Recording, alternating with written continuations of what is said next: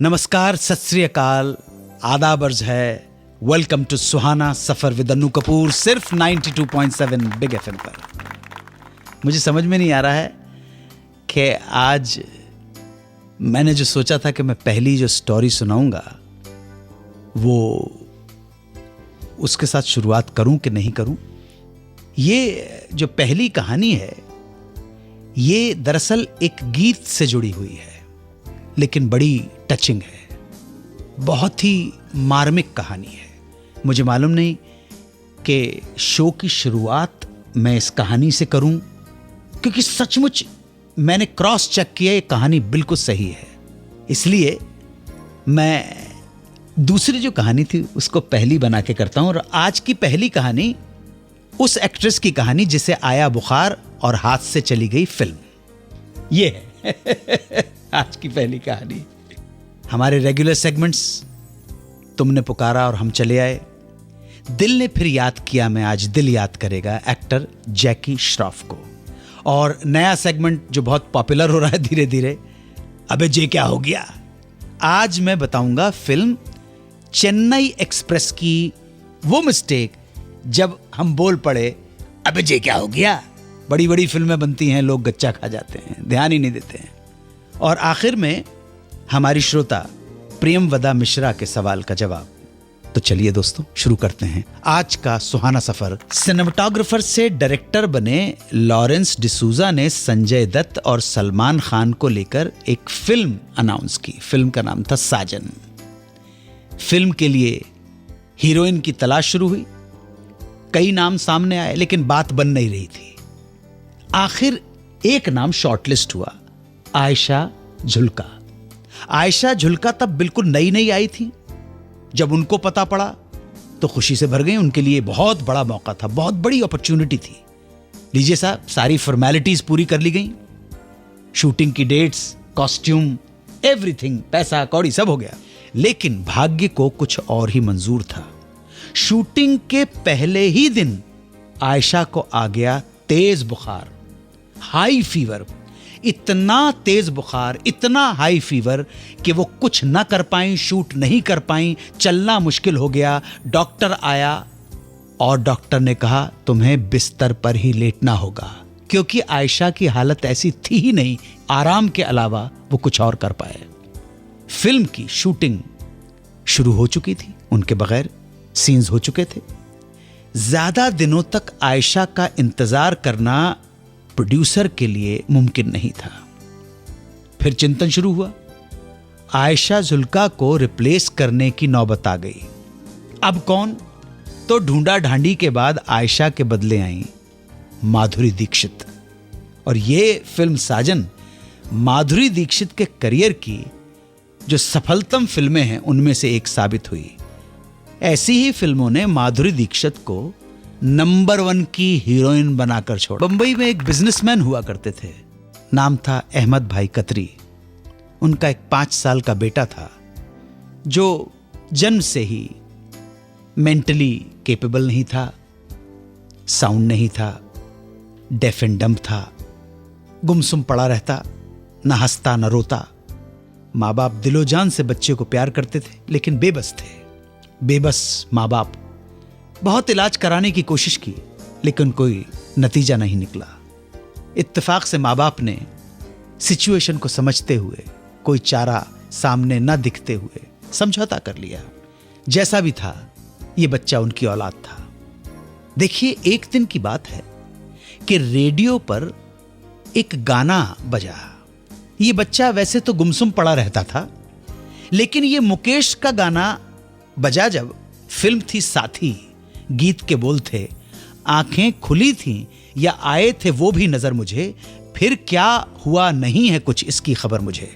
मुकेश जी का जैसे ही उसने गाना सुना, ये कान में जैसे ही उसके गाना गया, वो गुमसुम सा पड़ा हुआ बच्चा खुशी से जाग पड़ा, मुस्कुराने लगा, खिल गया, चिल्लाने लगा। घर के हर शख्स का चेहरा बच्चे के रिएक्शन से खिल गया। बड़ा अच्छा लगा। उठ बैठा बिस्तर से। गाना खत्म हुआ और उसकी जगह जैसे ही दूसरा गाना शुरू हुआ, ये बच्चा वापस अपने शेल में चला गया। थोड़ी देर रोया और वापस बिस्तर पे जाके लेट गया। वो गुमसुम, चुपचाप, उदास। पिता अहमद भाई कतरी को लगा कि इस गाने की वजह से शायद बच्चे को कुछ सुकून मिल जाता होगा। ये सोचकर अहमद भाई कतरी ने एक एलपी प्लेयर खरीद लिया बच्चे के लिए, और वो रिकॉर्ड खरीद लिया जिसमें फिल्म साथी का ये गाना था, मुकेश जी का गाया हुआ। लेके आए और बच्चे के सामने रख के वो गाना वही बजाया। ये गाना सुनते ही बच्चा फिर मुस्कुराने लगा, बिस्तर से उठ गया, मुस्कुराने लगा, खिलखिलाने लगा। अब बच्चा जब भी जाग रहा होता, उस घर में वही गाना बजता और बच्चा खुश हो जाता, खाना भी खा लेता। यही चलता रहा। ये मेंटली डिसेबल बच्चा, डेफ एंड डब। कुछ दिनों के बाद बच्चा बीमार हो गया, हॉस्पिटलाइज किया गया। डॉक्टर्स ने बड़ी कोशिश की, लेकिन बच्चा कोमा में चला गया। 3-4 दिन वेट करने के बाद डॉक्टर्स ने अहमद भाई कतरी और उनकी बेगम साहिबा को जवाब दे दिया कि सॉरी, अब इस बच्चे को हम बचा नहीं सकते हैं, ये कोमा में चला गया है, अब कभी होश में नहीं आएगा। दोनों अहमद भाई कतरी और उनकी बीवी टूट गए, पूरा परिवार टूट गया। या यूं कहें कि इस दुर्दिन के लिए कहीं ना कहीं मेंटली वो तैयार हो चुके थे, क्योंकि बच्चा जन्म से ही मेंटली डिसेबल था, डेफ था, डम्ब था। लिहाजा अहमद भाई कतरी बच्चे को लेकर घर आ गए। लेकिन माँ बाप का दिल था, तड़प रहा था कि एक बार बच्चा फिर से आंख खोल दे। दिल ने कहा कि चल कुछ कर। तो दिल की बात मानकर अहमद भाई कतरी ने एक बार फिर रिकॉर्ड प्लेयर पर वही गाना चला दिया। आंखें खुली थी या आए थे वो भी नजर मुझे, फिर क्या हुआ नहीं है कुछ इसकी खबर मुझे।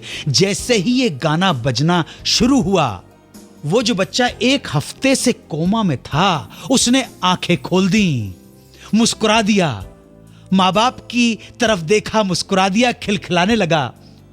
माँ बाप का हाथ पकड़ लिया, अपनी अम्मी का हाथ पकड़ लिया। ये मंजर देख के वहां मौजूद हर व्यक्ति परिवार का रो पड़ा, ज़ारो कतार रो पड़ा।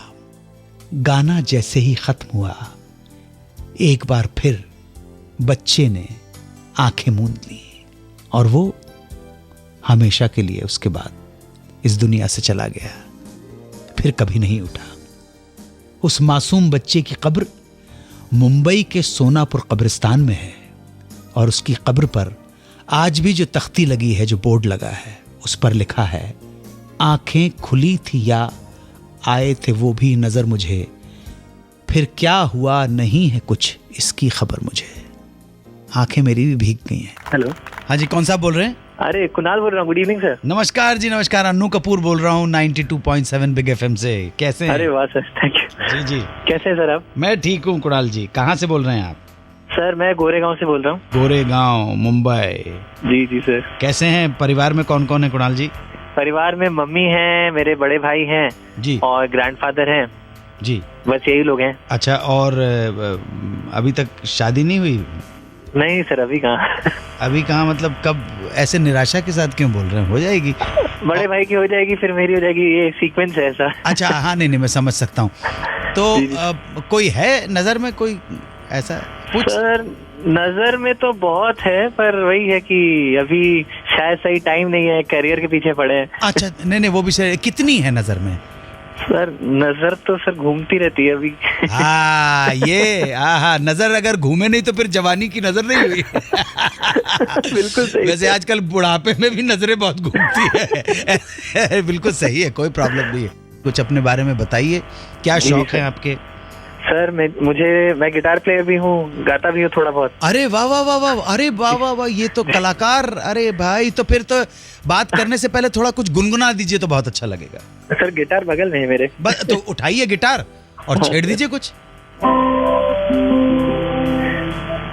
तुमसे मुझे प्यार क्यों हो गया,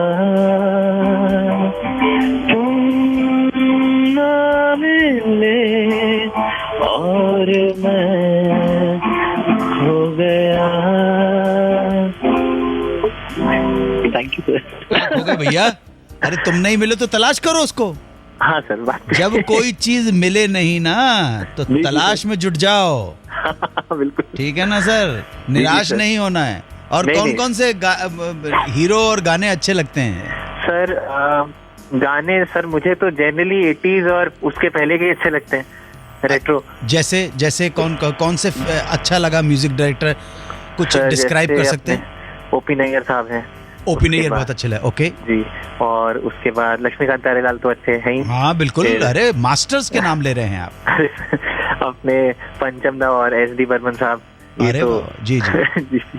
तो इन्हीं के गाने सुनते थे। कुणाल जी, हमसे बात करने के लिए बहुत बहुत शुक्रिया, बहुत आभारी हूँ। अरे वाह, thank you very much, thank you very much. Thank you so much. आज दिल याद करेगा एक्टर जैकी श्रॉफ को।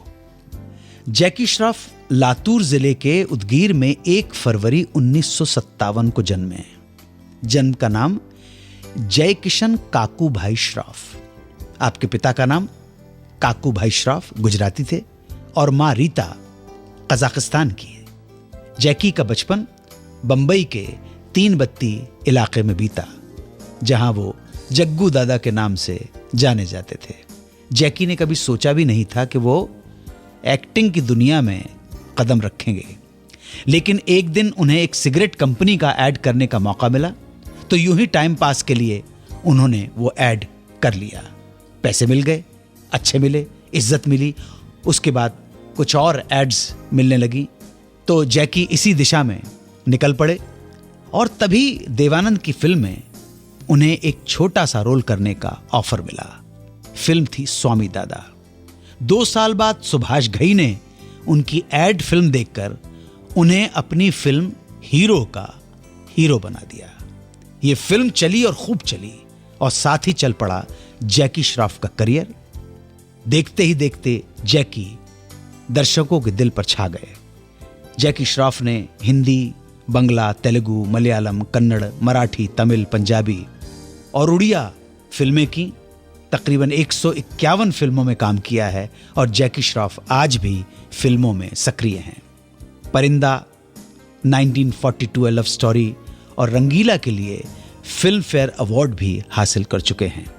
इन्होंने 2 फिल्में भी प्रोड्यूस की, जिस देश में गंगा रहता है और दूसरी फिल्म ग्रहण। जैकी श्रॉफ ने आयशा दत्त से 1987 में शादी की। आपकी 2 संतानें हैं, एक बिटिया है और एक बेटा है। बेटा टाइगर बहुत बड़ा स्टार है, बिटिया कृष्णा भी जल्दी ही फिल्मों में नजर आएंगी। आज हमने बड़े प्यार से, आत्मीयता के साथ भाई जैकी श्रॉफ को याद किया। अगर वो सुन रहे हों, उनके परिवार का कोई सदस्य सुन रहा हो, नाते रिश्तेदार, दोस्त, यार, अहबाब सुन रहे हों, तो सनद रहे कि सुहाना सफ़र विद अन्नू कपूर में हमने भाई जैकी श्रॉफ को बड़े खुलूस, प्यार, मोहब्बत के साथ याद किया। वो स्वस्थ रहें, दीर्घायु हों, यही प्रार्थना है। हमारे प्रणाम स्वीकार करें। अब ये सेगमेंट जिसका नाम है अबे जे क्या हो गया, इस सेगमेंट में मैं बताऊंगा चेन्नई एक्सप्रेस की वो मिस्टेक जब हम बोल पड़े अबे जे क्या हो गया। डायरेक्टर रोहित शेट्टी ने 2013 में एक सुपर हिट फिल्म बनाई थी, नाम था चेन्नई एक्सप्रेस। फिल्म में दिखाते हैं कि राहुल यानी शाहरुख खान को अपने दादाजी की अस्थियां रामेश्वरम में विसर्जित करने की जिम्मेदारी सौंपी जाती है। बिल्कुल ठीक है जी। लेकिन जब शाहरुख खान घर से निकलता है तो अस्थियां लेकर निकलता है, जाहिर है। बिल्कुल ठीक है जी। अगले सीन में रेलवे स्टेशन पर दादी जी यानी कामनी कौशल उनके साथ खड़ी होती हैं और दादी के हाथ में वो अस्थियां हैं और वो शाहरुख खान अपने पोते को अस्थियां देते हुए जिम्मेदारी समझाती हैं। बिल्कुल ठीक है। अबे जे क्या हो गया, जब शाहरुख खान दादा की अस्थियां लेकर घर से निकला था तो ये दादी जी के पास अस्थियां कहां से आ गई? भैया रोहित शेट्टी साहब, अबे जे क्या हो गया। पुर की प्रियंवदा मिश्रा का प्रश्न कि क्या फिल्म कयामत से कयामत तक से पहले भी आमिर खान ने किसी फिल्म में काम किया, वो कौन सी फिल्म है? तो प्रियंवदा जी, आमिर खान ने एज ए चाइल्ड आर्टिस्ट 2 फिल्में की थी, यादों की बारात और मदहोश। मगर एज ए हीरो उनकी पहली फिल्म थी इंद्रजीत बंसल की फिल्म सुबह सुबह। लेकिन यह फिल्म रिलीज नहीं हो सकी।